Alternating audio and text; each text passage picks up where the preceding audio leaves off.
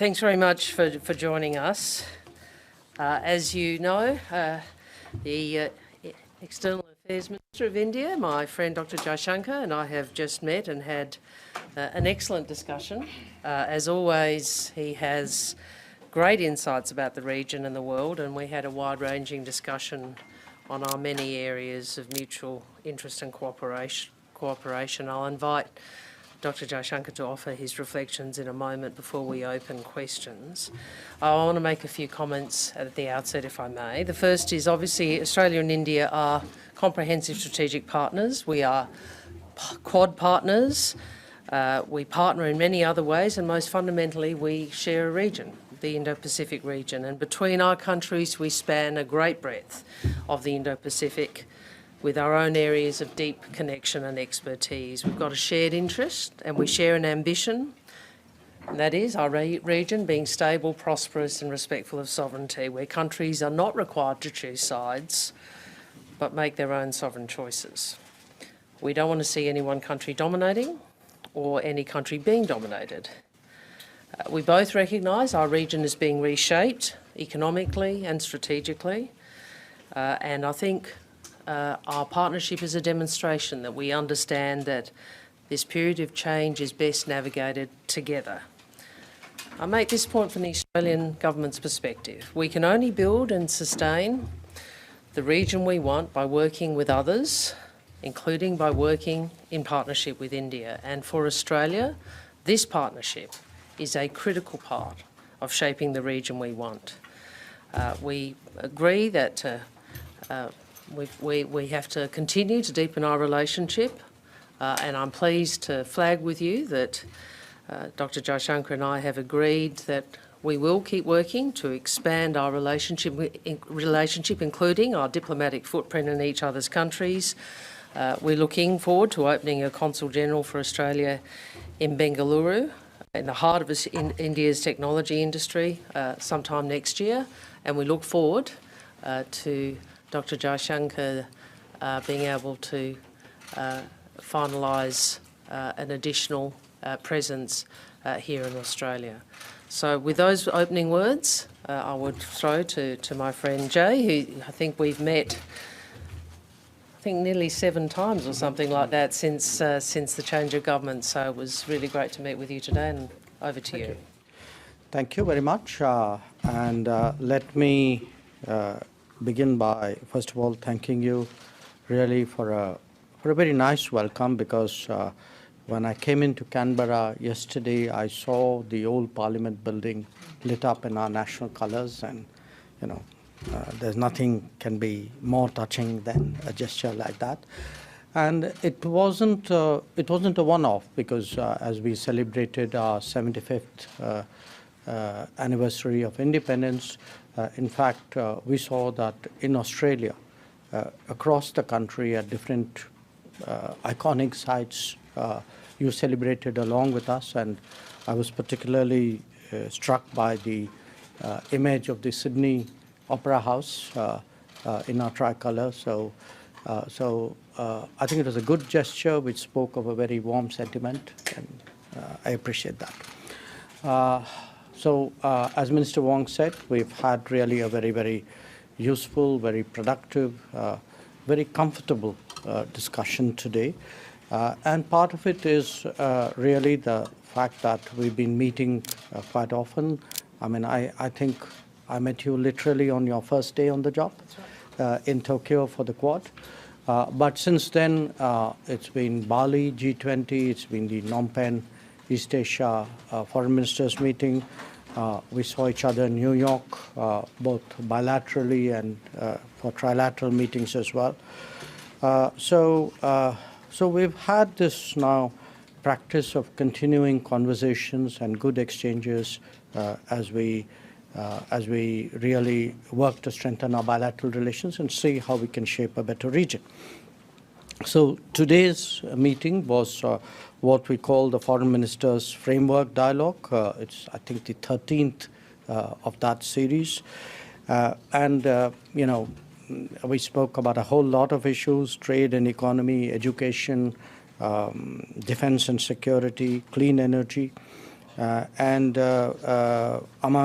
the many agreements and understandings we reached were really the fact that it's in our mutual interest to expand our diplomatic footprint in each other's countries. So we would certainly welcome Australia doing so in India and look forward to doing the same in Australia at some point of time.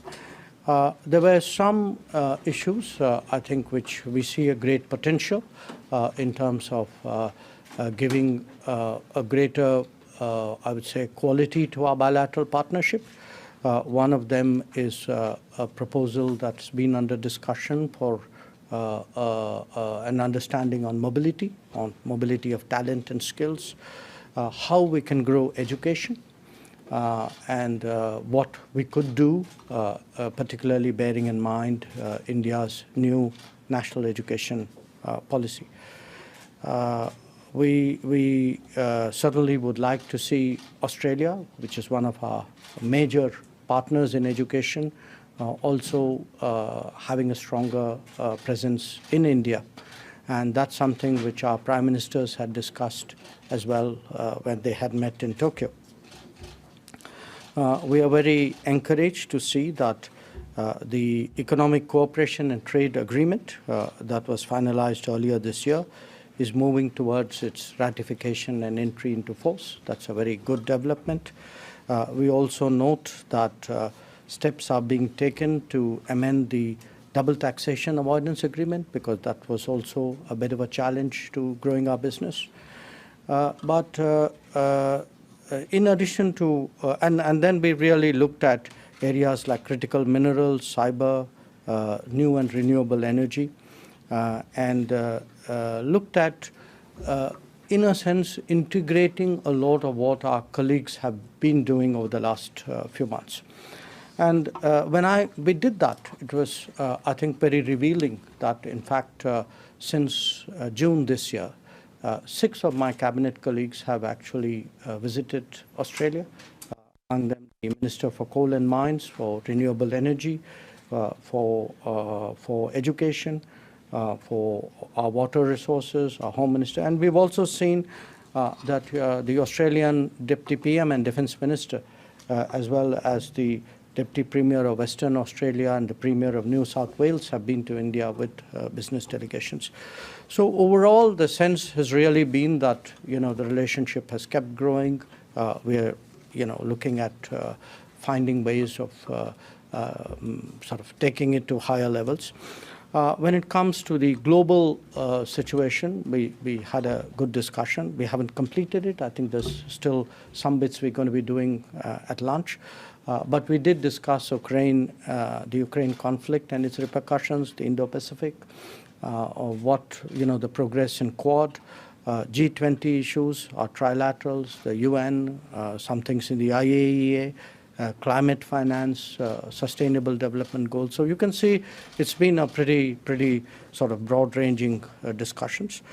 I think the underpinning of that really is that as liberal democracies, we both believe in a rules-based international order, in freedom of navigation in international waters, in promoting connectivity, growth, and security for all, and as Minister Wong said, in ensuring that countries make sovereign choices on matters that are important to them. Over lunch, I expect that we will be taking up a few other issues. I would like to share with her our perspectives on the Indian subcontinent. Particularly, I would like to discuss some issues on terrorism, on countering terrorism. I look forward to hearing on this region from her. I think would just conclude by saying that we will be taking over the chairmanship of the G20 at the end of this year. And as a member of G20, I think for us, Australia's views and interests are very important. I hope to cover that more intensively in the coming months. And let me finally say once again, really, thank you for having me over, for the hospitality, for the warmth of your reception. Okay, I think we've got a limited number of questions, but yes. Ministers, Daniel Hurst from The Guardian. Dr. Jai Shankar, you mentioned Ukraine. There'll be a UN General Assembly debate this week about a motion not recognising the Russian annexation of territories in Ukraine and also calling for de-escalation. Is the government of India in a position to support that resolution at the UN, or are you inclined to abstain? And Minister Wong, are you encouraging India to take a particular position on this vote? Yeah. As a matter of prudence and policy, we don't predict our votes in advance. Having said that, you also know that we have been very clearly against the conflict in Ukraine. We believe that this conflict does not serve the interests of anybody, neither the participants nor indeed of the international community. As a country of the global south, we have been seeing firsthand how much it has impacted low-income countries, the challenges that they are facing in terms of fuel and food and fertilizers. My Prime Minister said a few weeks ago at Samarkand that this is not an era of war. And, a conflict today in some corner of the world can have a very profound impact on everybody across the world. And I think that continues to guide our thinking. Well, I'll reiterate again Australia's condemnation of Russia's illegal and immoral invasion of Ukraine, and reiterate the view that we've expressed publicly that the annexations, so-called sham annexations or sham referenda, and the annexations are illegal,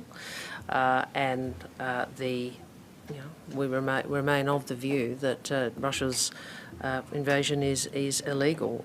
In relation to India, I would indicate again that we welcomed Prime Minister Modi raising his concerns with Mr. Putin in September, I think it was, as Mr. Prime Minister Modi has told Mr. Putin, this is not the time for war. Senator Wong. Dr. Jai Shankar,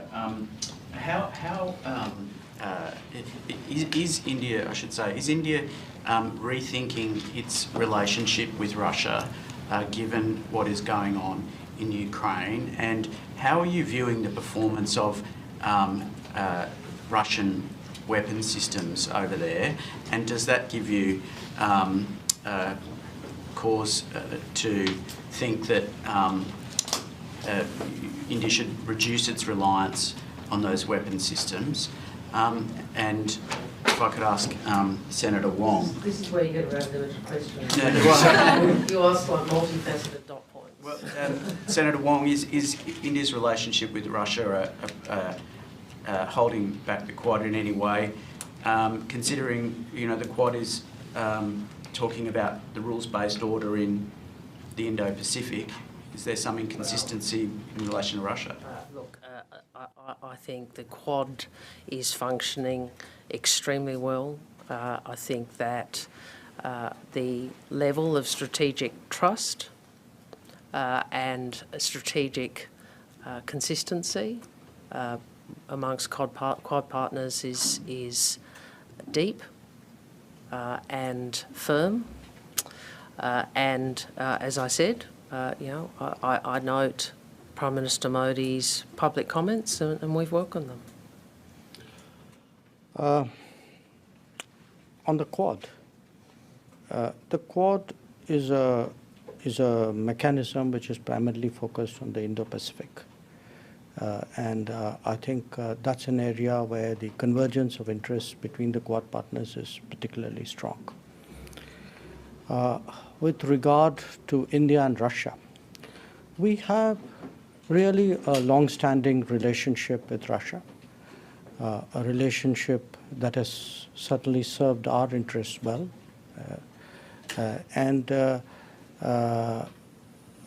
When you asked about the military equipment issue, we have, as you know, a substantial inventory of Soviet and Russian origin weapons.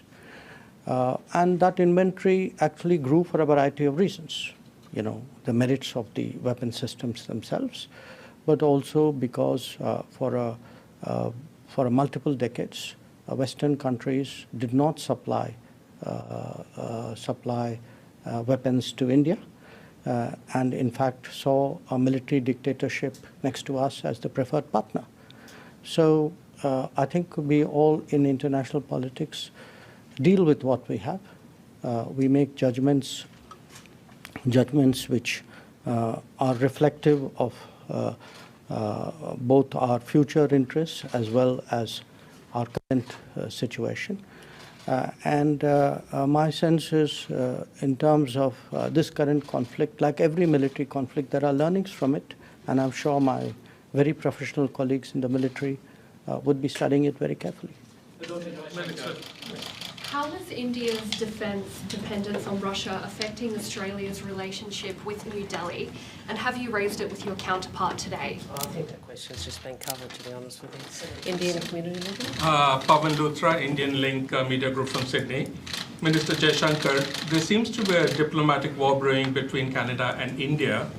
On 23rd September, India issued a travel warning for its citizens, warning them about traveling to Canada, citing a sharp increase in incidents of hate crimes, sectarian violence, and anti-India activities in Canada.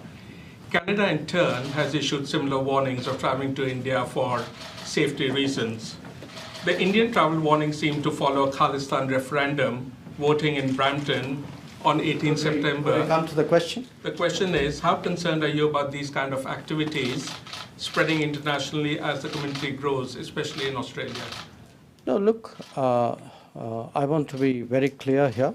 When we issue travel advisories, we issue travel advisories as a travel measure for the security and safety of our citizens. So I would urge you not to read something into a travel advisory which is beyond the advisory. What some other country does presumably reflects their thinking and their policies.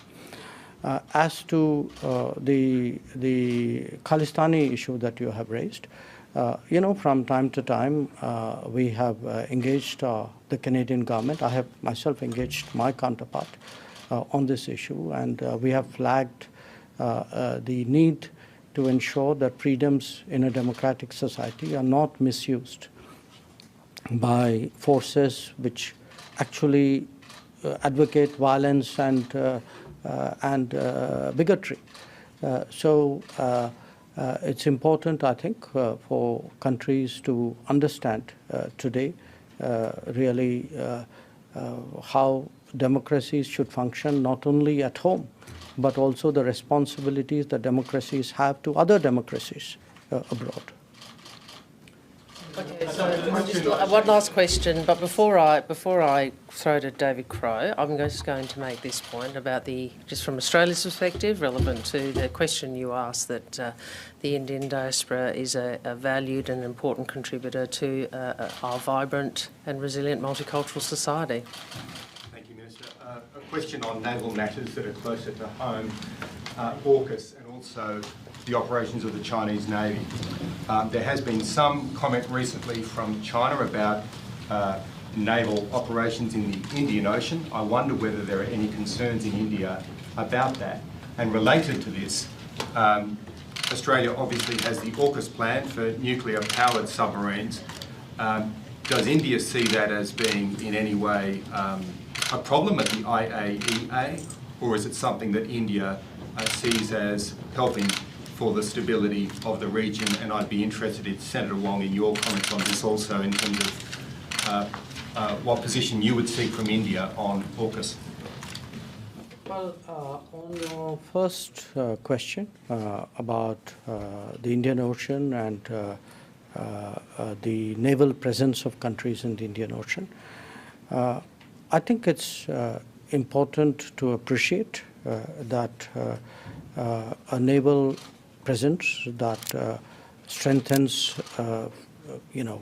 safety and security and contributes to prosperity and progress in a region, by definition, is an asset to the strategic scenario of that region.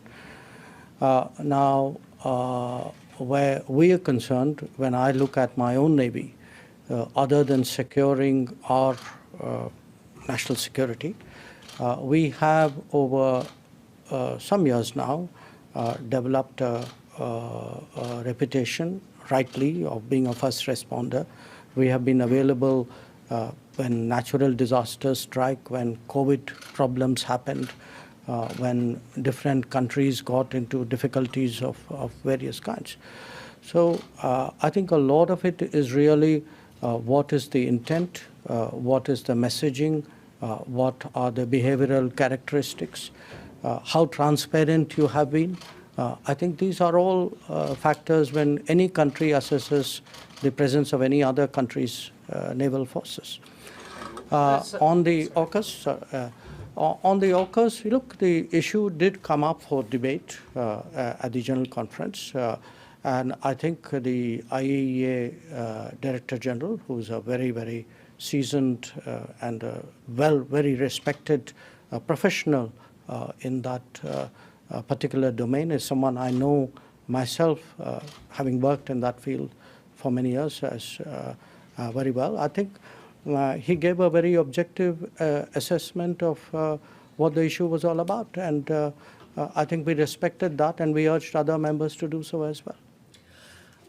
On AUKUS, very briefly, as you know, Australia is seeking to replace a necessary capability. Australia has no intention of acquiring nuclear weapons. We remain compliant with the NPT. We have an impeccable record when it comes to compliance with the NPT.